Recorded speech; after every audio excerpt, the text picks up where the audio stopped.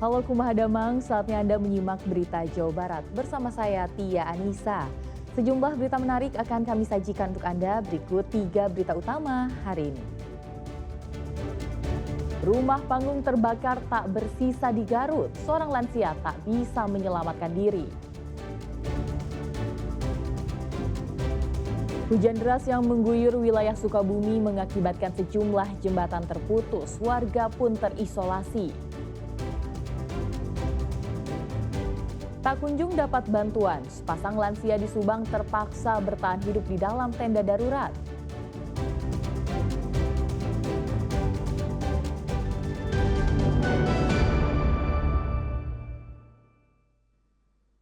Kita ke informasi pertama. Sebuah rumah panggung di Desa Pasirwaru, Kecamatan Limbangan, Kabupaten Garut ludes terbakar hingga tidak tersisa. Penghuni rumah yang sudah lansia ditemukan meninggal dunia. Kepulan asap dari rumah panggung ini menghebohkan warga Desa Pasirwaru, Kecamatan Limbangan, Garut. Warga mencoba memadamkan api tetapi api sudah habis membakar rumah.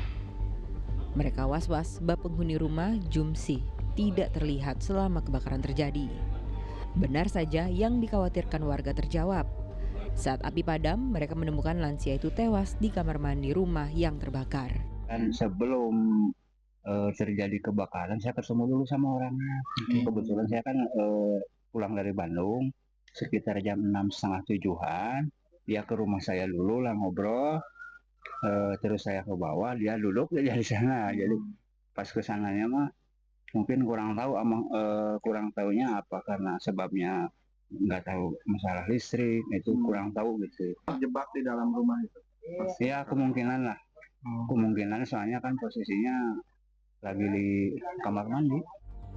Diduga korban tidak sempat menyelamatkan diri saat api kian membesar.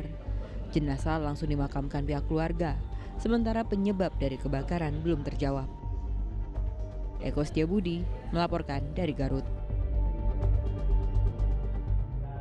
Hujan deras di Kabupaten Bogor menyebabkan Jalan Raya Transyogi, Kecamatan Gunung Putri terendam Senin sore. Banjir itu menyebabkan kemacetan hingga 4 km. Senin sore, Jalan Raya Transyogi, Kecamatan Gunung Putri, Kabupaten Bogor tergenang banjir. Banjir setinggi 70 cm itu menyebabkan kemacetan sepanjang 4 km. Tingginya banjir menyebabkan sejumlah kendaraan roda 2 dan 4 memilih berhenti atau parkir karena takut kendaraannya mogok. Namun tak sedikit pula yang nekat menerobos banjir. Anggota Polsek Cilengsi menghimbau para pengendara untuk mencari jalur alternatif. Banjir di ruas jalan utama dipicu tersumbatnya saluran drainase.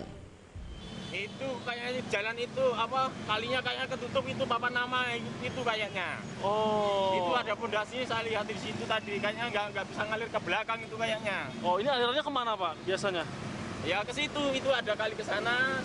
Terus sini ada 2 biasanya, tapi yang sini jalan cuma 1 kan, jadi kurang kayaknya itu. Oh, ini dampaknya gimana Pak? Banyak mobil yang terjebak sama gimana Pak?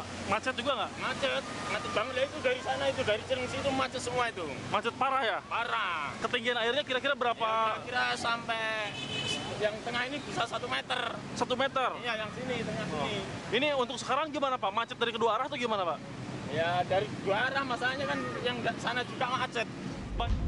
Warga berharap pemerintah dan pihak terkait segera memperbaiki saluran drainase yang tersumbat. Pasalnya Jalan Raya Transyogi merupakan akses utama masyarakat untuk beraktivitas baik menuju Jakarta maupun ke Cilengsi.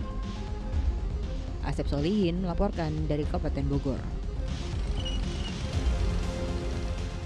Sementara itu hujan deras di Kabupaten Sukabumi memutus sejumlah jembatan di Desa Bojongsari. Luapan 2 aliran sungai juga membuat puluhan hektar sawah terendam banjir. Derasnya sungai di Desa Bojongsari, Kecamatan Nyalindung, Kabupaten Sukabumi sampai merobohkan jembatan penyeberangan. Tidak hanya 1, tetapi 3 jembatan yang berada di Sungai Ciangsana dan Citalahap. Seperti jembatan Cimrak di Kampung Lebak Muncang yang berhubungan dengan Kampung Karikil dan Cigadong serta jembatan gantung di Kampung Nangerang.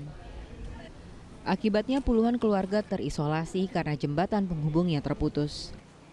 Terjadi hujan yang sangat deras sekali, Mayawan, luapan sungai yang begitu besar dan mengakibatkan beberapa jembatan di wilayah Desa Widodari tersapu oleh banjir itu.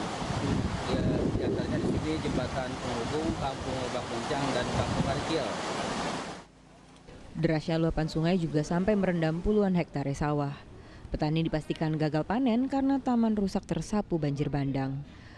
Hujan yang mengguyur wilayah Nyalindung selama hampir 2 jam ini juga membuat akses jalan desa tertimbun longsor. Senin siang, warga bersama aparat TNI Polri dan pemerintah desa menyingkirkan material longsor yang menutup jalan.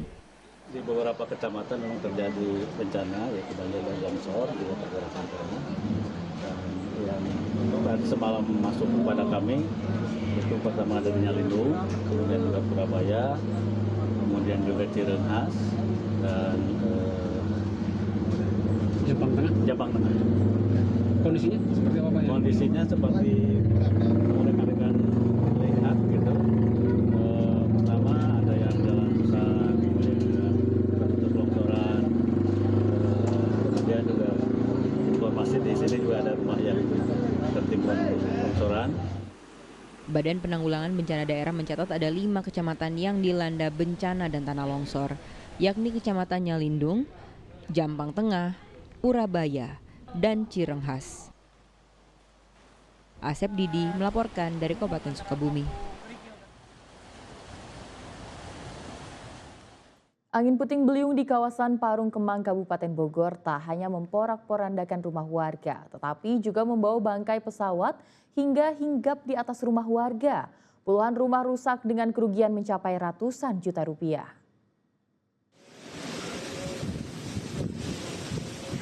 Hujan deras disertai angin kencang menghantui warga Parung Kemang, Kabupaten Bogor Senin lalu. Rumah-rumah hingga kios disapu puting beliung. Bahkan bangkai pesawat dari sebuah bengkel pesawat tiba-tiba terbawa angin dan hinggap di atap rumah warga, membuat warga panik dan ketakutan. Ini bangkai pesawat apa bukan? Iya, bangkai pesawat dari sebelah sana, Pak. Ya, sayap ya? Badan ini makanya badan. Oh, badan. Badannya. Ada korban nggak? Ada paling ada luka sedikit tadi kenanya aja.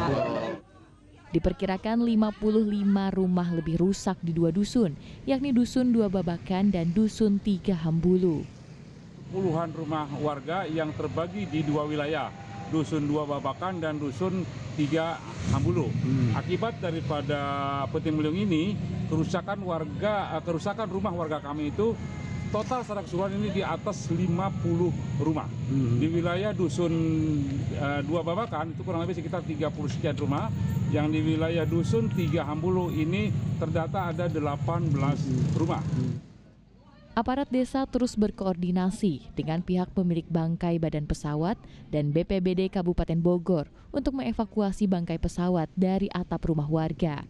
Angin kencang memang sudah pergi, namun kerugian ratusan juta kini mengintai warga. Asep Solihin melaporkan dari Kabupaten Bogor.